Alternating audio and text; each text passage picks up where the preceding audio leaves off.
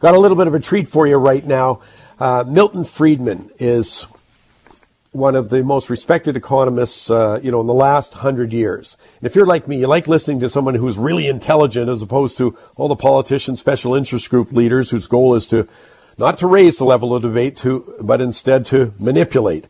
Well, in 1979, Nobel Prize-winning economist Milton Friedman, author of the bestseller Free to Choose, was interviewed by, at the time, the most respected TV talk show host, Phil Donahue.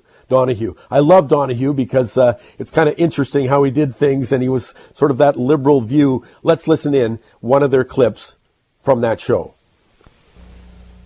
When you see around the globe the maldistribution of wealth, the desperate plight of millions of people in underdeveloped countries, when you see so few haves and so many have-nots, when you see the greed and the concentration of power within, did you ever have a moment of doubt about capitalism and whether greed's a good idea to run on? Well, first of all, tell me, is there some society you know that doesn't run on greed? You think Russia doesn't run on greed? You think China doesn't run on greed? What is greed? Of course, none of us are greedy. It's only the other fellow who's greedy. The world runs on individuals pursuing their separate interests.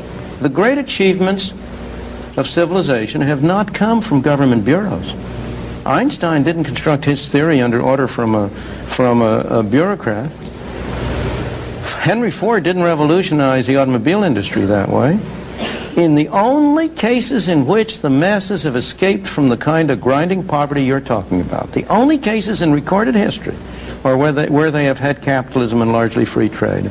If you want to know where the masses are worst off, it's exactly in the kinds of societies that depart from that.